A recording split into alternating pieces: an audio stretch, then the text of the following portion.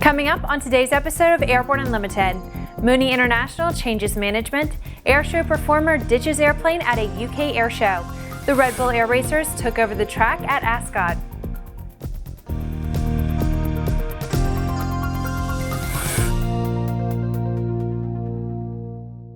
I'm Bree Cross, it's August 17th, 2016, and this is Airborne Unlimited. We learned about new airplanes from the Mooney Aircraft Company while at EAA AirVenture 2016, and now we have just learned that there has also been a management change at the aircraft manufacturer.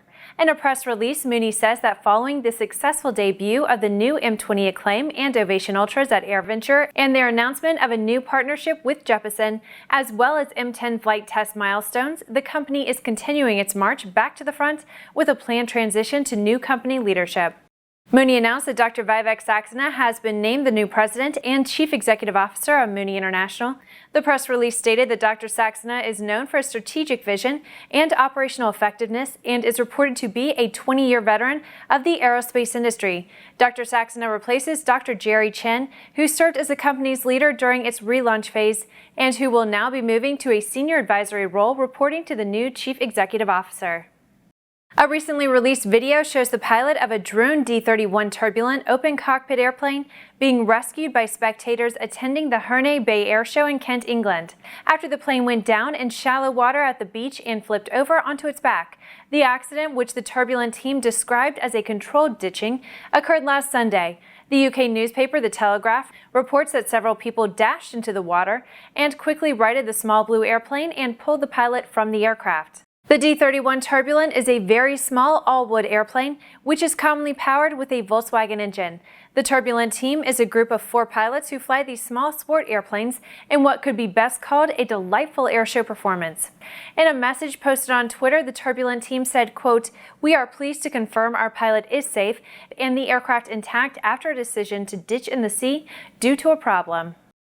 After the break, Red Bull Air Race pilots comment about Ascot. Redbird is quickly becoming the industry standard for flight training. Since Redbird introduced its revolutionary FMX in 2007, colleges, universities, and flight training operations around the world have integrated Redbird products into their curriculum. It's time to discover what Redbird can do for you. Join the migration. There's a difference between charting a steady course and pushing for the ceiling. And for nearly a century, Hartzell Propeller has been defining that difference. It's in our passion for engineering and research and our dedication to testing the limits of performance. We are built on honor. We are Hartzell Propeller. Welcome back. If you would like to be a supporter of Airborne Unlimited, send an email to jim@aero-news.net. Home to Europe's premier horse racing event, Ascot hosted the Red Bull Air Race for the 3rd consecutive year last weekend, August 13th through the 14th. Ascot depicts an idyllic portrait of traditional British sporting heritage, and the weather turned out to be perfect for the Red Bull Air Race. According to Red Bull's website, here's what the top 3 masterclass winners had to say about the race last weekend. First place winner Matt Hall said, quote, "I feel brilliant. I got up this morning thinking about qualifying and how our results weren't great yesterday. We had a problem and needed to fix it, which we did."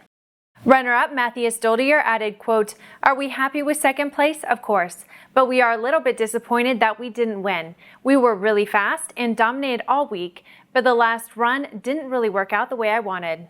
Following up in 3rd place, Hans Arch said, quote, "It was a crazy week. It started with engine problems, then technical problems, then I couldn't find the right lines. But overall, I'm happy with 3rd. The racing returns to Germany the 1st week of September." With some 2,000 Aero-TV programs webcast to cyberspace, sometimes it can be fun to look back and enjoy some of the places we've seen, the flyers we've met, and the planes we've flown.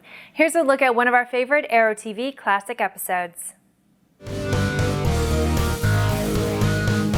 Launched in 2007, really with the dominant goal of educating the general public and many of our elected officials about the value of general aviation.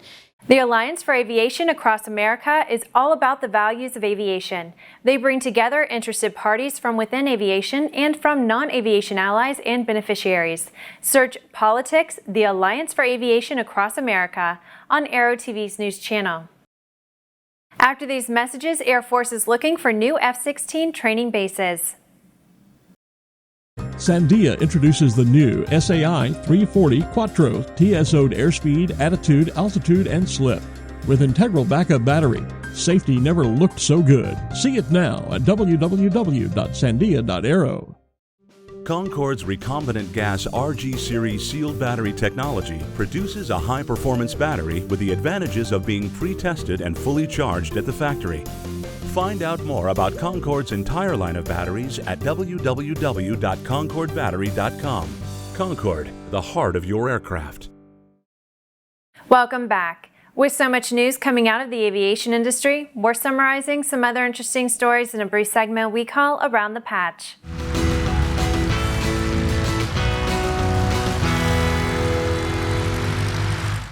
The Air Force has released basing criteria that will be used to select candidate bases to establish additional permanent training units using F-16s.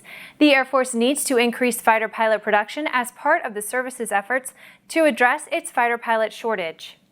The FAA has announced that Indonesia complies with the International Civil Aviation Organization safety standards and has been granted a Category 1 rating.